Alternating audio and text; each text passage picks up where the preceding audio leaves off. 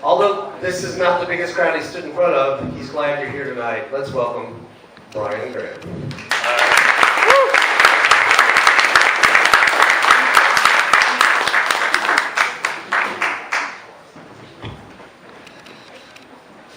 So let me start off. Where are my dog lovers by applause? Being morbid. I'm a cat lover. I've got a couple cats, and it's kind of been in our family. We've had cats. Matter of fact, one time my brother went out of the country, and he asked me to keep an eye on his cat. And so he gets out of the country, and he calls home, and he says, "Hey, I just want to call and check to see how everything is." I said, "Oh, everything's going great, but your cat died." He goes, I love that cat. Why did you break it to me like that? Why didn't you say, hey, your cat got out on the roof, and then, hey, the cat fell off the roof, the cat's been at the vet, and the vet tried to save it. He said, I could have made more calls and you could have broke this to me a lot easier. And he said, that just hurt. And so, a couple weeks go by and he calls me, he says, hey, I'm coming back into town, and I want to make sure you're going to pick me up at the airport. I'll be there at 6 o'clock tomorrow. I said, I'll be there for you, but I've got some more bad news. He goes, oh gosh, what now? I said, well, Grandma got out on the roof.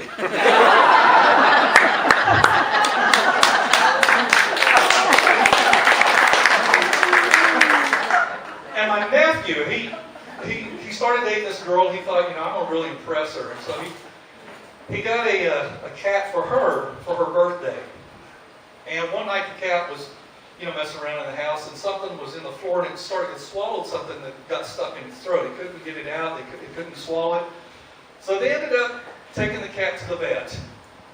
And the vet said, I can save your cat, but it's going to be $3,000.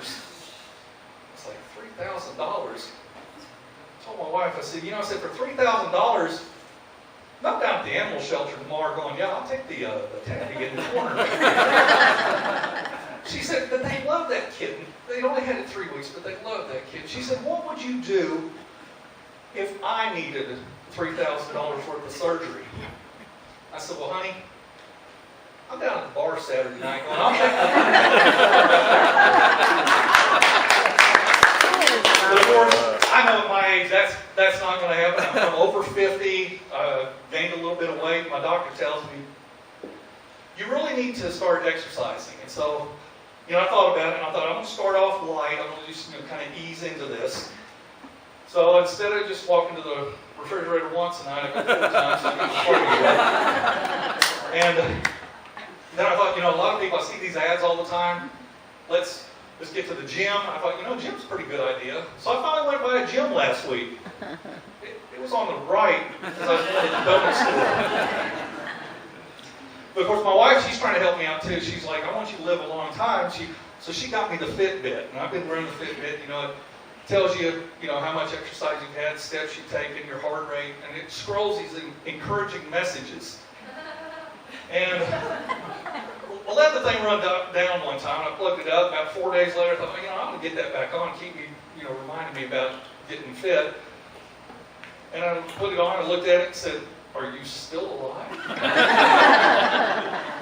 But now my wife, she's got a whole different outlook on things as far as her health. And she has these crazy diets that she goes on. I don't know if it's just my wife or if every woman goes through this, but every week it's a different diet. She started out, she goes, well, I heard about this diet. I'm going to try it. It's peanut butter and celery. That's all I eat for a week, just peanut butter and celery. We'll lose some weight. So she goes through that. Saturday morning, she gets on that scale. And of course, I know what's coming. She steps up. But that didn't work. I gained a pound. I didn't even lose any weight. I gained a pound. So the next day, she's talking to her brother, and he says, well, I got this new diet. It's the keto diet. She tells me, keto diet's my next one. I'm like, okay.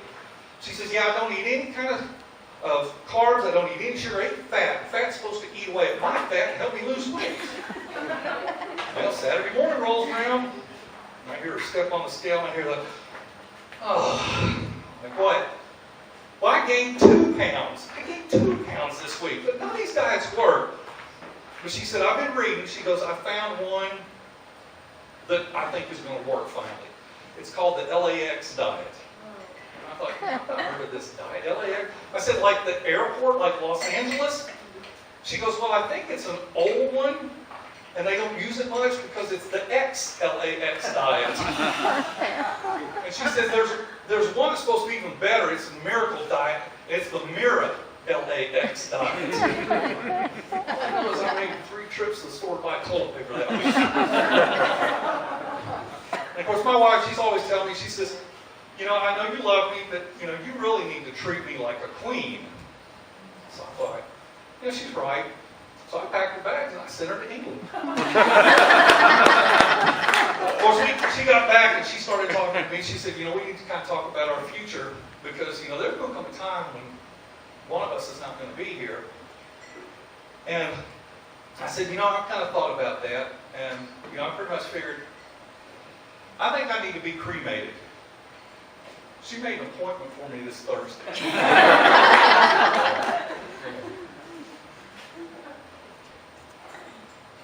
just got a text from my brother.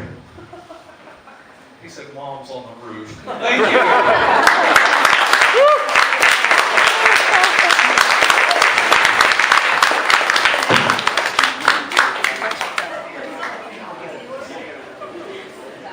Keep it going from Brian.